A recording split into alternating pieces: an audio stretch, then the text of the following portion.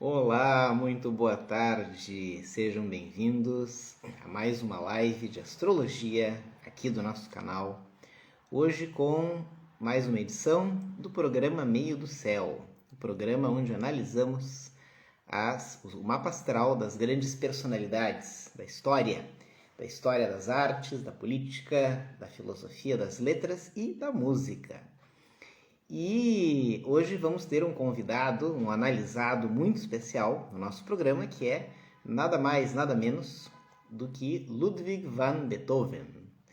Hoje vamos falar sobre o mapa astral do Beethoven, em especial sobre o seu entusiasmo sagitariano, perceptível na sua obra, em especial pela sua emoção concretista da Lua na casa 2, em especial do seu temperamento complicado do ascendente Escorpião e da sua inspiração netuniana traduzida através da sua casa 10 e do seu Saturno no meio do céu, que também colocou grandes provas na expressão da sua genialidade. Tudo isso e muito mais vocês encontram aqui hoje na análise do mapa astral do Beethoven.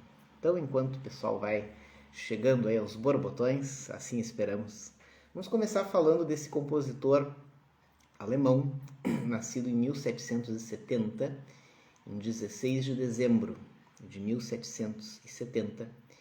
E o Beethoven, ele é um dos compositores clássicos, né, que periga ser o mais famoso, o mais importante da música clássica universal, não só pelas suas diversas obras imortalizadas, mas também pela sua marca, né, na música. Ele é o principal componente da transição do clássico, né, para uma forma mais superior de expressão musical na história da música.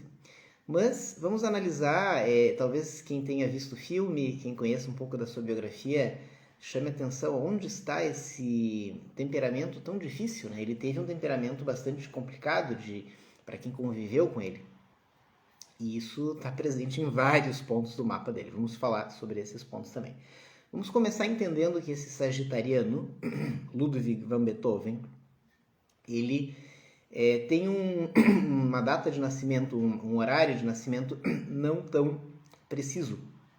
Então, embora os poucos registros confiáveis ou supostamente confiáveis apontem para as 13h40 da madrugada, o que dotaria ele de um ascendente Escorpião e Sol na casa 2, existem outros estudos astrológicos que corrigem, né, que buscam uma outra configuração mais coerente com a sua biografia. Como seria complicado analisar uma por uma, a gente vai considerar o mapa oficial, que é razoavelmente coerente com o que a gente conhece da biografia dele. Então, nessa configuração, nós temos o Beethoven com ou Ludwig, né, já que Beethoven era o nome da sua família, com o Sol na casa 2.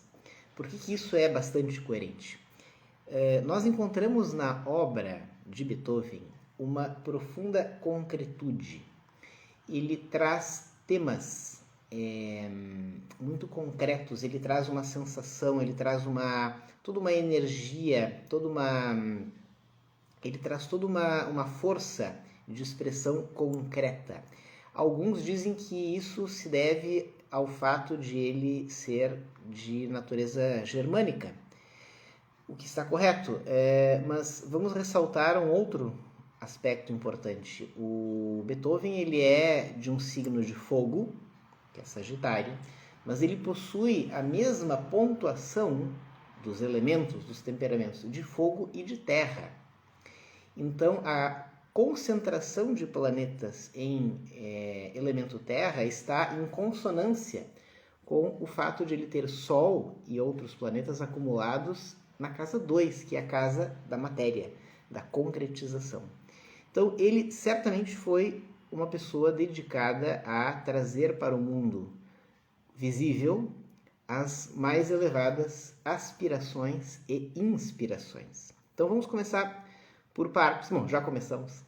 Ele não tinha apenas o Sol na casa 2, ele tinha um stellium importante na casa 2. E na mesma casa estão Sol, Lua e Mercúrio, indicando a sua identidade, essência, ego, acompanhados também do seu primeiro indicador do temperamento, que é a Lua. Então, uma pessoa com Lua em Sagitário já é um pouco braba, um pouco irascível, um pouco pavio curto. Mas um sagitariano com esta posição da Lua, ainda mais. Mas um sagitariano com esta Lua e ainda o ascendente em Escorpião vai expressar esse seu temperamento de maneira muito incisiva, muito aguda, que é o que a gente observa, né? Não só na sua forma de falar ou de se expressar, mas também nos seus modos, né? Beethoven nunca casou, embora teve vários casos, né, amorosos e paixões intensas que o arrebataram ou atormentaram. Então essas paixões intensas são muito coerentes com o ascendente Escorpião, acompanhado de uma Lua em Sagitário e Sol em Sagitário. Mas ainda sobre esse stellium na casa 2, ele teve a capacidade de construir uma obra muito ordenada, muito que foi amadurecendo e se desenvolvendo ao longo da vida inteira, né? Diferente de um Mozart, que tinha um canal, um acesso à inspiração superior tão intenso e tão especial que desde criança teve uma produção excepcional, né? E não mudou muito esse acesso até morrer. Beethoven ele tem toda uma construção da sua inspiração, né? Toda uma construção da sua obra que vai amadurecendo com ele. E ele tem um ponto, a gente até poderia dizer, mas o Beethoven tem que ter algum planeta na casa 6, né? Na casa da saúde, porque ele foi muito marcado pela surdez. E a surdez talvez acentue a sua genialidade, porque como músico, sem poder escutar fisicamente, ele acaba mergulhando num grau de introspecção e numa capacidade de escutar com os ouvidos não físicos, que poderia ter significado uma barreira para muitos, mas no caso dele significou uma barreira a ser transposta. Ele transpôs e chegou a uma genialidade muito maior, talvez, não vou dizer graças a isso, mas quase graças a isso. Então é muito interessante como, se a gente for analisar essa condição da surdez do Beethoven, nós encontramos algo parecido com o Stephen Hawking, que devido à sua limitadíssima condição física do seu corpo, ele alcançou um aproveitamento extraordinário, absurdo da sua mente, né? Devido à limitação. Então essa relação com o corpo, que por um lado detém e por outro lado, a partir desse deter, projeta, nós encontramos pela concentração de planetas na casa 2, que é a casa da corporeidade, né? Ou seja, da nossa relação primeira com o corpo, com a matéria, com aquilo que nós sentimos como nosso. Então isso é bem interessante, porque essa relação ela vai ser intimamente apoiada, né, nesses planetas na casa 2, e um deles, que já não está mais em Sagitário, mas está em Capricórnio, é o grande Júpiter.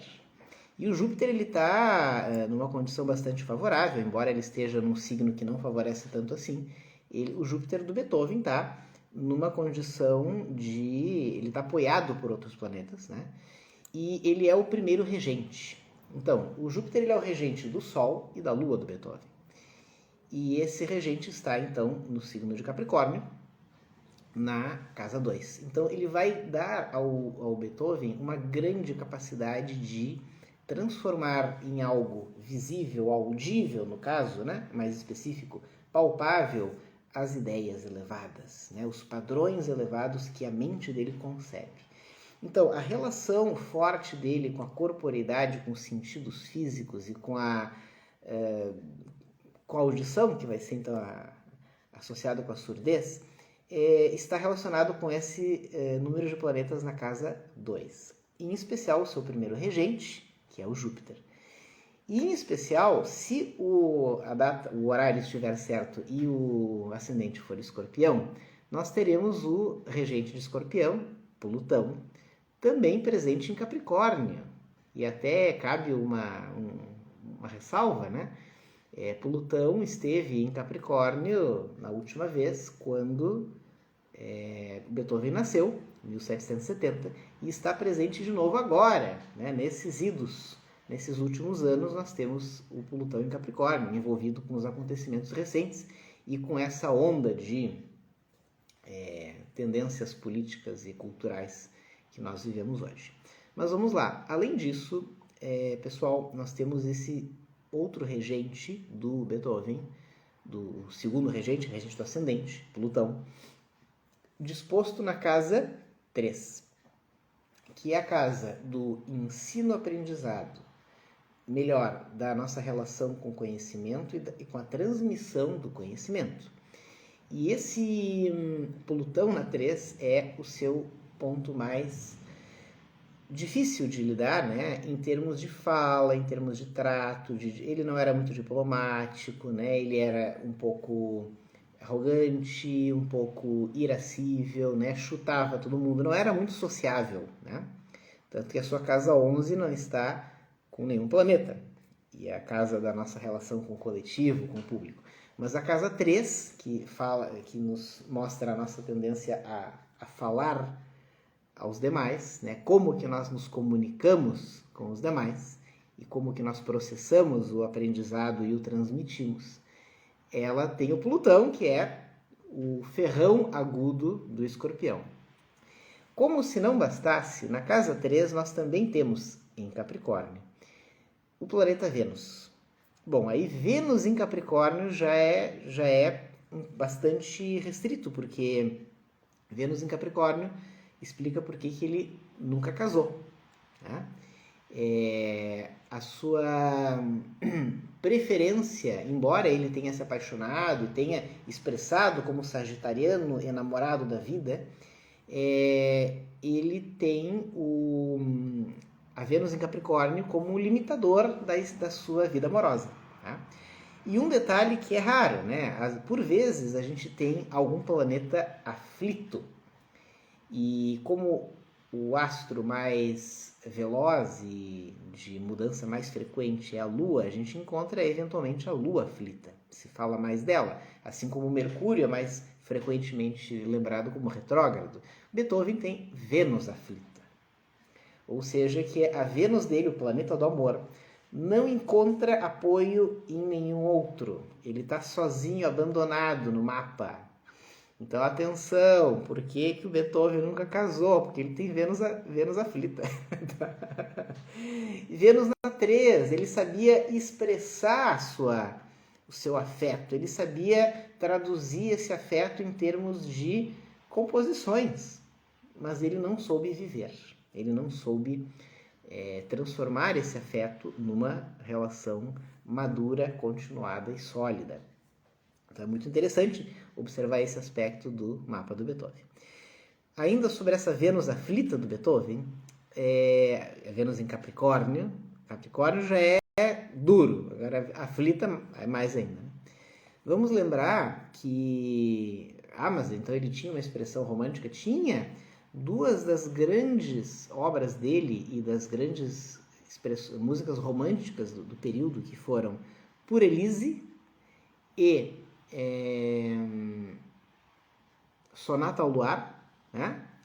São duas obras inspiradas, dedicadas a duas damas, a duas mulheres que ele amou e trocou cartas de amor e teve flertes e chegou a estabelecer contato e inclusive ser correspondido. A primeira era uma condessa que se tornou viúva e, não queria casar com ele, nem ter nada sério com ele, porque como ela era condessa, ela perderia a guarda dos filhos, que eram nobres, se ela se casasse novamente ou se unisse com um plebeu.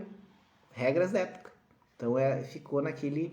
E ela, depois de uns anos de será que vou, será que não vou, ele abandonou ele, né? Abandonou do tipo, eu prefiro, né, manter minha posição social do que seguir o coração.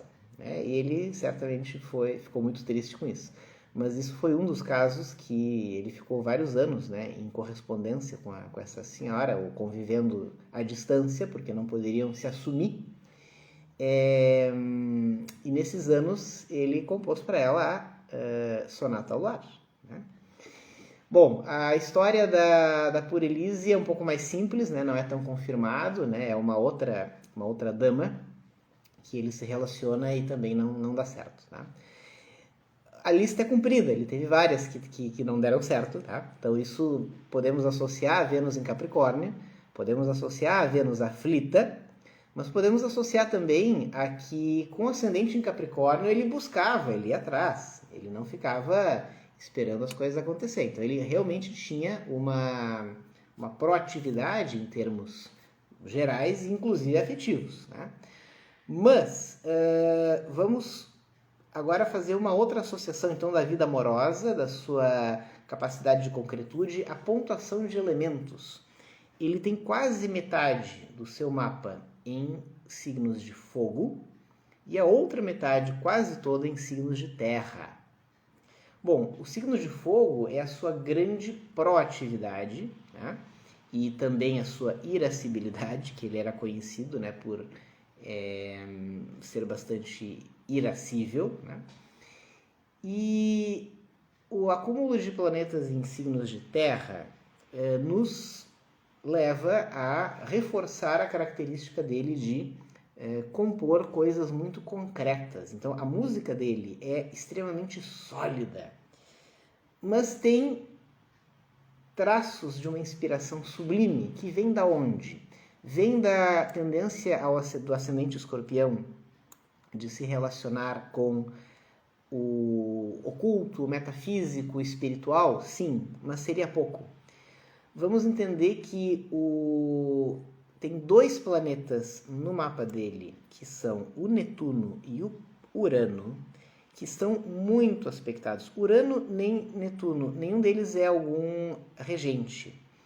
Mas o Netuno, o Netuno tem 1, 2, 3, 4, 5, 6 aspectos.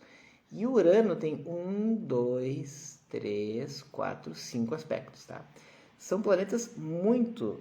O Sol também, né? Mas vamos ficar primeiramente com esses dois. Urano é a criatividade. Netuno é a intuição e a inspiração. Esses são dois dos planetas mais fortes do Beethoven. E o Netuno está na casa 10. Este ser humano estava destinado a traduzir a sua inspiração na forma de um trabalho, de uma oferenda aos demais. Ou seja, o Netuno, ele permitia ao Beethoven ter uma grande capacidade de inspiração, que obviamente se demonstrou na produção da sua obra. Mas a casa 10 permitia que ele levasse isso para os demais, ou seja, que ele oferecesse isso na forma de um trabalho. Este homem, com certeza, encontrou a sua vocação e fez dela um trabalho. Na sua época, muitos tentavam viver da música e muitos tinham dificuldades de forma até parecida como hoje, mas a música era mais valorizada como uma profissão na época. Mas ainda assim era muito desafiador. O próprio Mozart, que é de uma geração anterior, teve grandes dificuldades de se manter, mas mais porque ele gastava demais e mais porque ele não administrava bem do que porque não entrasse, né? Já o Beethoven conheceu altos e baixos. Ele conheceu momentos de bastante fartura e de bastante escassez. E cabe lembrar que na casa 2, que é a casa das finanças, está o Sol, então é a casa mais iluminada, mas também está a Lua. Então as oscilações são perfeitamente explicadas. Essa casa, ela começa em Sagitário. O regente dessa casa também está na mesma casa, que é Júpiter. Júpiter também é o regente do Sol, então essa é uma casa muito forte. Então, a montanha-russa financeira que o Beethoven experimentou é perfeitamente explicada por essa concentração de planetas na casa 2. Tá? Por outro lado, esses planetas da casa 2 estão com uma oposição muito forte, que é a de Marte. O Marte está em Gêmeos, se opondo ao mesmo tempo ao Sol e a Mercúrio em especial. Tá?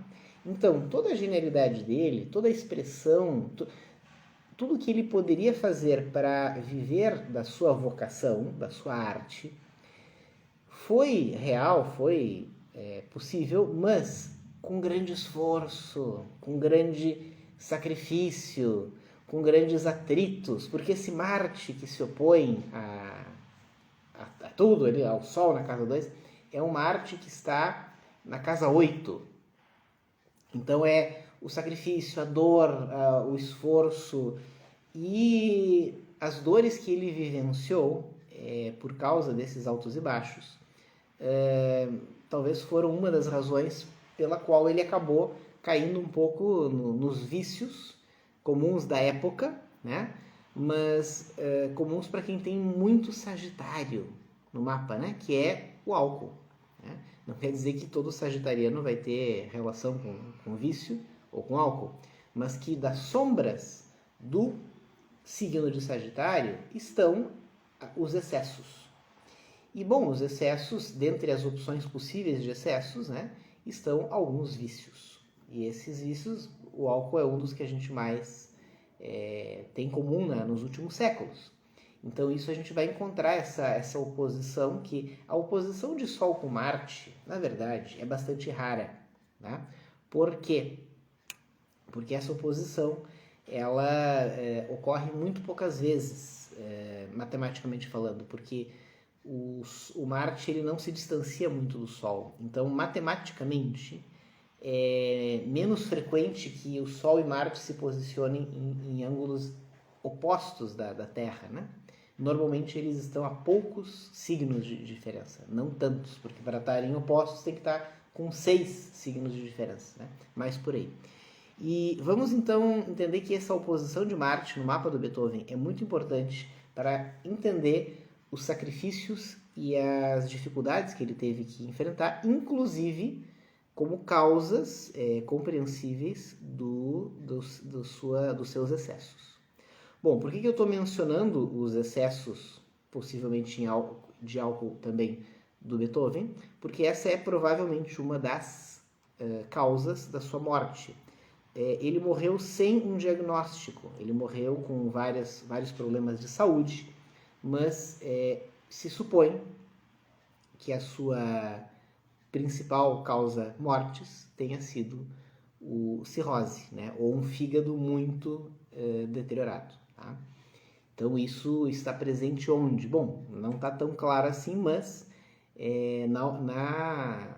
no atrito, na tensão que essa oposição de Marte com o Sol gera.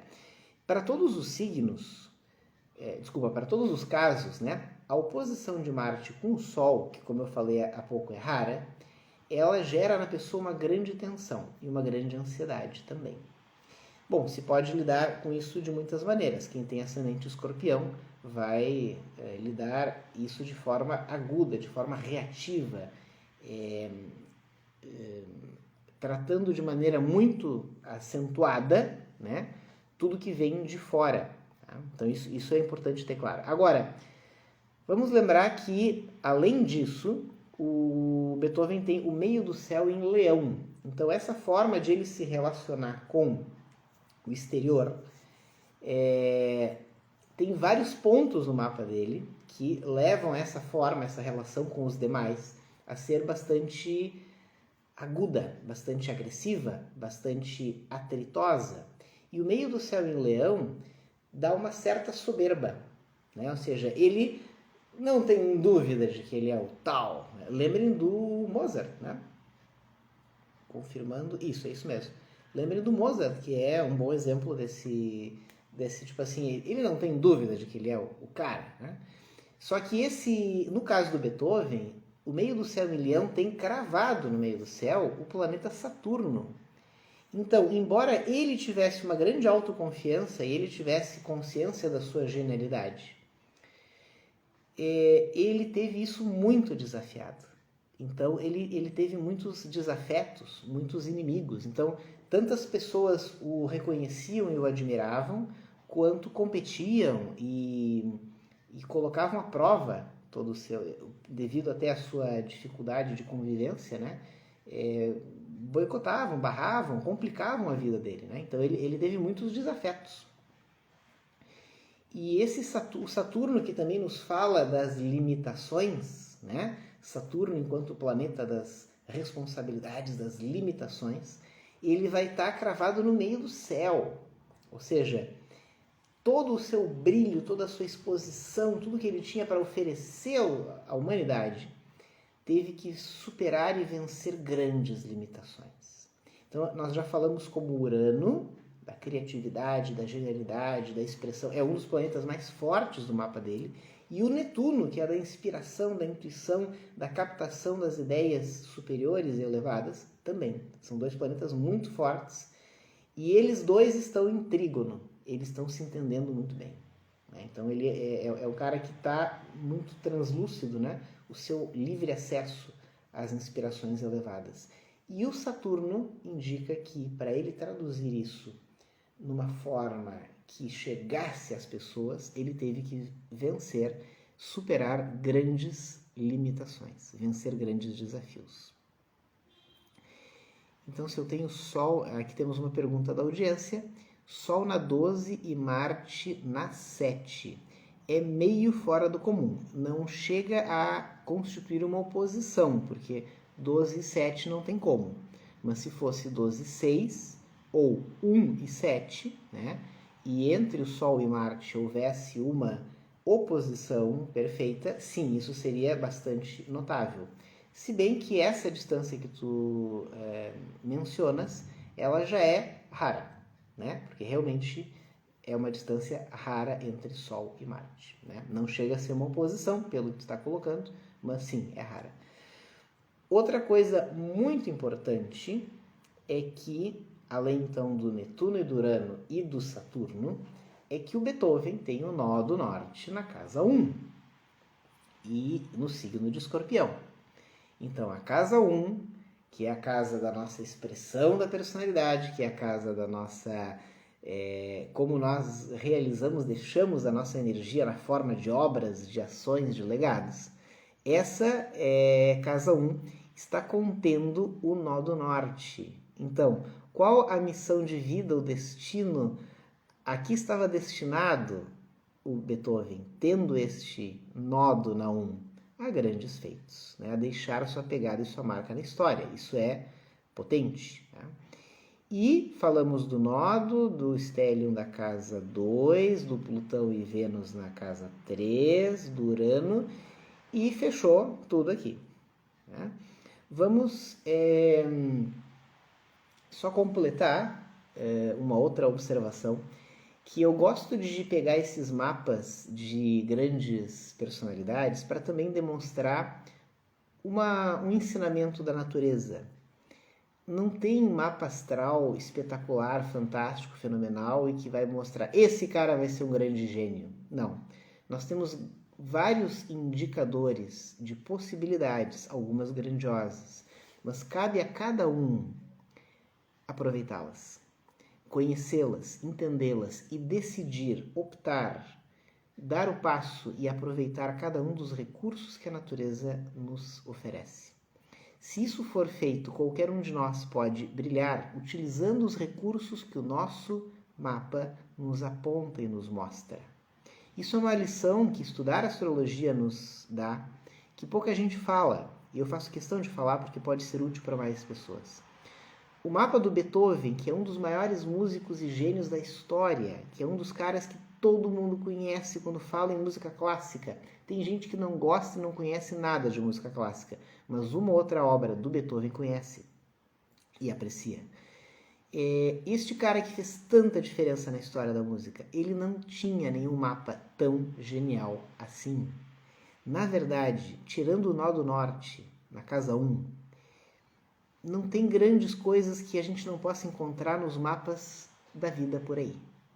Então, ele é um bom exemplo para a gente trazer aqui e aprender de uma lição que a natureza nos coloca. Nós podemos aproveitar ao máximo ou ao mínimo os grandes recursos que o nosso mapa nos oferece. E se nós os aproveitarmos, nós poderemos brilhar e poderemos oferecer ao mundo, à humanidade, algo além da nossa própria sobrevivência. Nós podemos oferecer algum benefício, não precisamos ter mapa de gênio, nascer gênios para sermos um pouco mais geniais. Então isso é uma coisa que a astrologia nos ensina a cada exemplo, a cada estudo.